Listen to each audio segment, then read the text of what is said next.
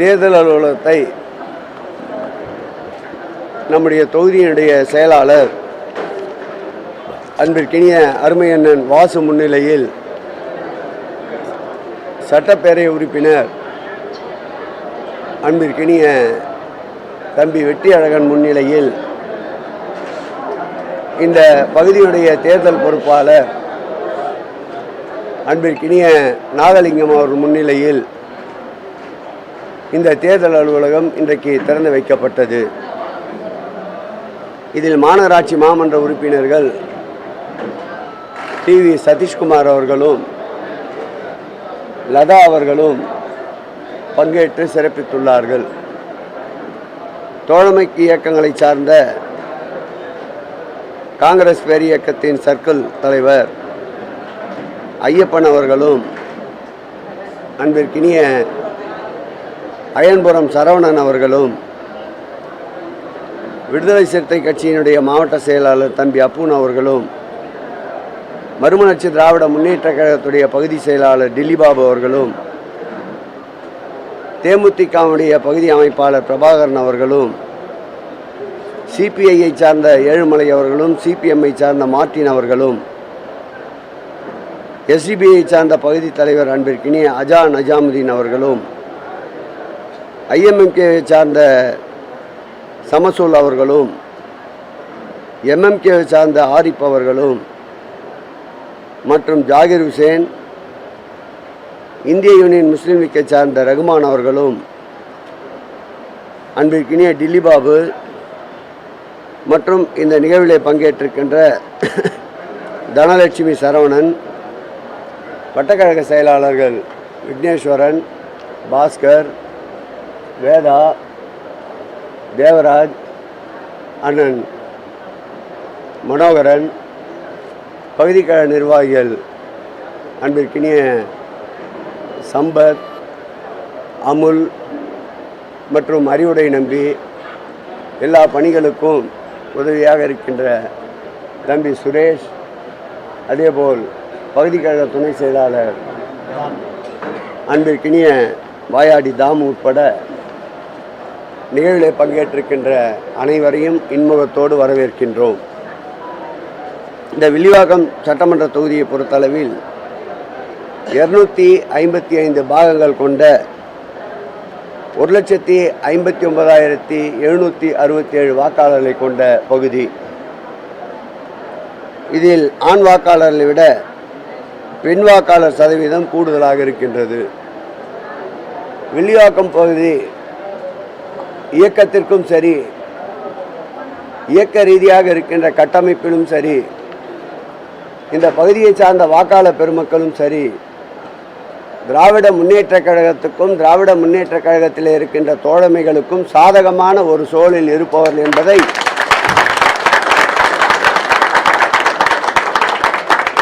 இந்த நேரத்தில் தெரிவித்துக் கொள்ள கடமைப்பட்டிருக்கின்றேன். எனக்கு நினைவு தெரிந்து வில்லிவாக்கம் பகுதி பிரிக்கப்பட்ட பிறகு ஒரு முறை அதிமுக வசம் இந்த தொகுதி சென்றது. தொடர்ந்து திராவிட முன்னேற்ற கழகத்தின் கோட்டையாகத்தான் இந்த வில்லிவாக்கம் திகழ்ந்து கொண்டிருக்கின்றது. கிழக்கு மாவட்ட திராவிட முன்னேற்ற கழகத்தில் 6 சட்டப்பேரவை தொகுதிகள் வந்தாலும் முதல் சட்டப்பேரவை தொகுதியாக ஆலோசனை கூட்டத்தையும் இங்கிருந்து தான் துவக்கினோம். அதேபோல் தேர்தல் பணிமனையும் இங்கிருந்து தான் துவக்குகிறோம். ஆகவே வெற்றியை உறுதி செய்கின்ற பணியை கிழக்கு மாவட்ட திராவிட முன்னேற்ற கழகம் வில்லிவாக்கத்திலிருந்து தொடங்குகிறது என்பதை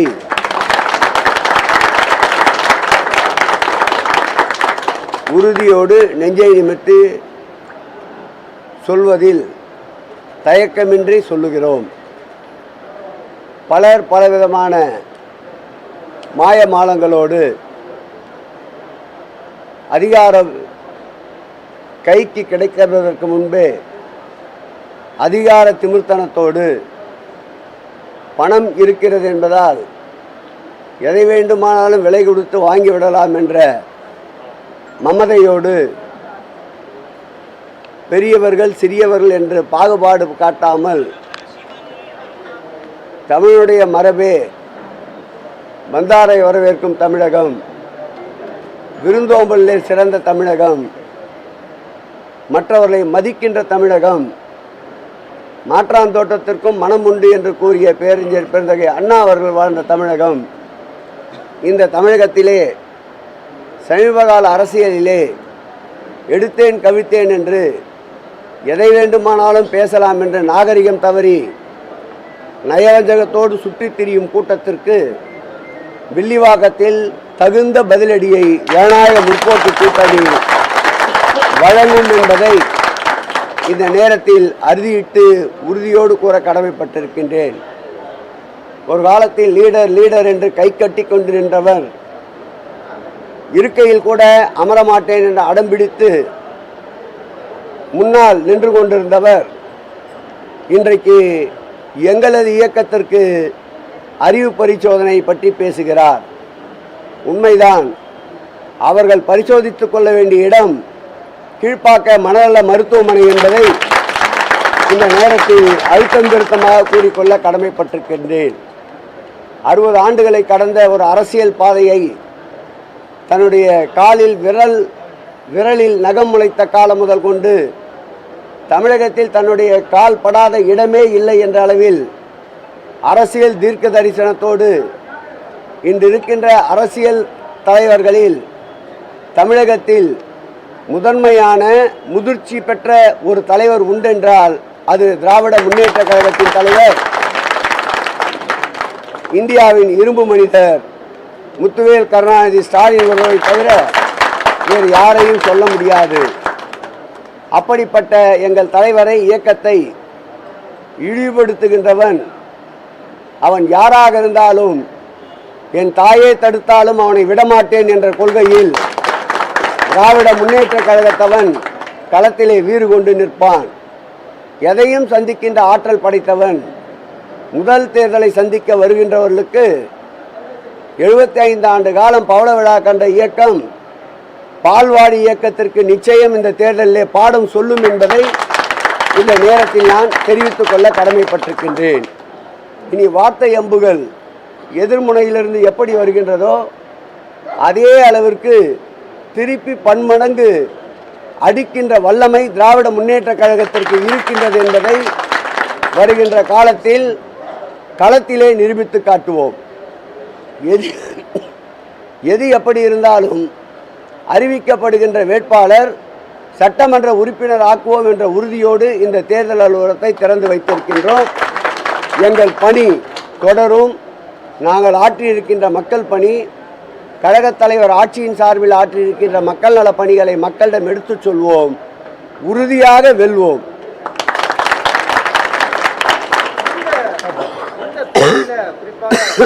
அதிமுக தொடர்ந்து போட்டியில் இருந்தாலும் புதிதாக வரக்கூடியவர்கள் குறிப்பாக ஆதவ வர்ஷனை பொறுத்து இந்த தொகுதியில் போட்டியிட ஒரு தகவல் வருகிறது. எப்படி சவாலாக நீங்கள் எப்படி எடுத்துக்கிறீங்க?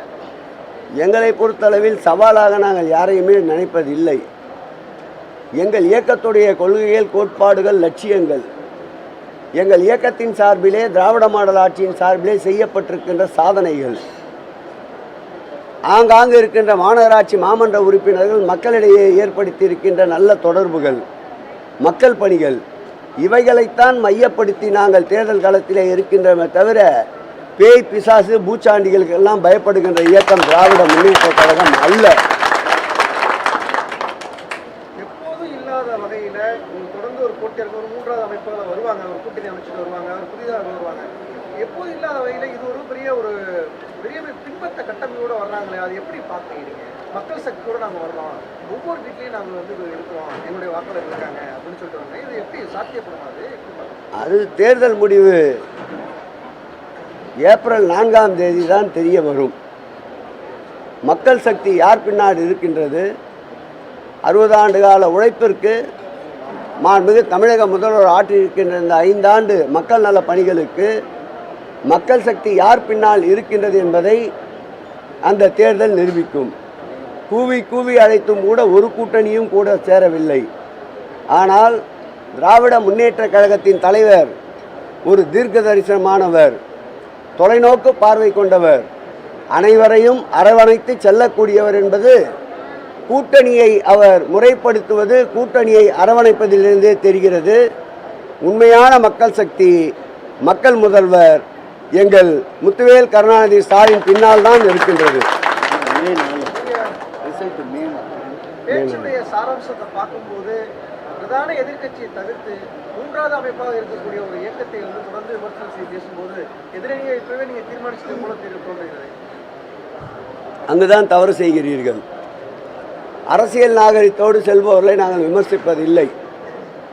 அரசியல் நாகரிகத்திலிருந்து அதிலிருந்து பிறண்டு போகின்ற பொழுது அவர்களுடைய பேச்சுக்கு பதில் சொல்லாமல் இருந்தால் நாங்கள் ஏதோ அவர்களுக்கு அஞ்சி நடுங்குவது போன்ற ஒரு மாய தோற்றத்தை உருவாக்குகிறார்கள். எங்களை பொறுத்தளவில் களத்தில் அவர்கள் எல்லாம் எங்களுக்கு முன்னால் சரிநிகரானவர்களே கிடையாது. என்னை போன்றவர்களுக்கு 45 ஆண்டுகளுக்கு மேலாக அரசியல் அனுபவம் உள்ளவர், எங்களுடைய தலைவருக்கு 60 ஆண்டுகளுக்கு மேலாக அரசியல் அனுபவம் உள்ளவர்.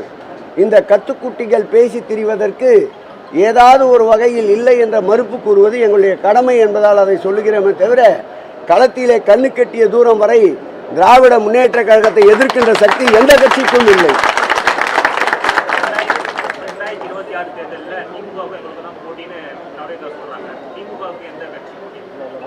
பழுத்த மரம் திராவிட முன்னேற்ற கழகம் என்பது இதிலிருந்து தெரிகிறது. தமிழகத்திலே இருக்கின்ற அத்தனை கட்சிகளும் போட்டி யாரோடு என்று கேட்டால் திராவிட முன்னேற்ற கழகத்தோடு தான் என்று சொல்லுகிறார்கள். ஆகவே திராவிட முன்னேற்ற கழகம்தான் இன்றைக்கு பூத்து குலுங்குகின்ற பூஞ்சோலையாக, காய்த்து கனிந்திருக்கின்ற கனிகளாக, அனைவர் கண்ணிலும் பட்டு கொண்டிருக்கின்ற மக்கள் செல்வாக்கு மிக்க ஒரு இயக்கத்தை தான் போட்டிக்கு அழைத்தால் அடுத்தடுத்த இடங்களாவது கிடைக்குமே என்பதால் கூறுகின்ற வார்த்தைகள் இது. சாங்கதான்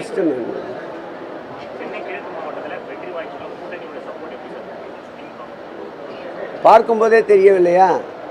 இன்னும் ஒரு சில கட்சிகளுடைய கூட்டணி பேச்சுவார்த்தை நடந்து கொண்டே இருக்கின்றது. ஆனால் பெருத்த நம்பிக்கையோடு இந்த ஜனநாயக முற்போக்கு கூட்டணி, மாண்புமிகு தமிழக முதல்வர் 2017 அமைத்த இந்த கூட்டணி தொடர்ந்து ஒருமித்து ஒரே கப்பலில் பயணித்து கொண்டிருக்கின்றது. இது உறுதியான கூட்டணி, இது எஃகு கூட்டணி, யாரும் தாக்கி தகத்தெறிய முடியாத வலுவுள்ள கூட்டணி. இந்த கூட்டணி களத்திலே நிற்கும். 234 தொகுதியிலும் திராவிட முன்னேற்ற கழக தலைமையிலான கூட்டணி வெல்லும். தொடர்ந்து சென்னையில பிரதானமாக சென்னை முழுவதுமே இருக்கக்கூடிய தொகுதியில திமுக தொடர்ந்து வெற்றி பெற்று வருகிறது. 2011 வெற்றி தொடர்ந்து.